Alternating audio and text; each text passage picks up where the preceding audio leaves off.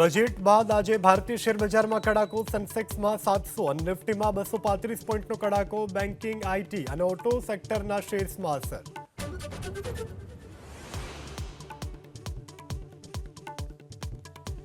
ભાજપના નામે કેટલાક લોકો દલાલીના કામ કરતા હોવાનો પૂર્વ નાયબ મુખ્યમંત્રી નીતિન પટેલનો ધડાકો. રાજકારણમાં દલાલો વધી ગયાના નીતિન પટેલના નિવેદનથી ખળભળાટ. બધા દલાલો અને રાજકારણમાં દલાલ બધા થઈ ગયા છે.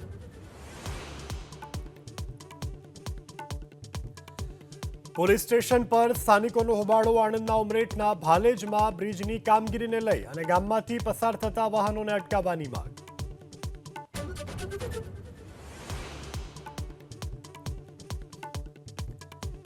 સંસદના બંને સદનમાં આજે રાષ્ટ્રપતિના અભિભાષણ પર ચર્ચા. મહાકુંભમાં ભાગદોડ પર થઈ શકે હંગામો.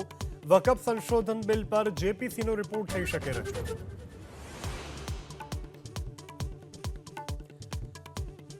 વસંત પંચમી મહાકુંભમાં અમૃત સ્નાન યથાવત. આજે 5 કરોડ ભક્તો લગાવશે આસ્થાની ડૂબકી. સીએમ યોગી વોર રૂમથી રાખી રહ્યા છે નજર.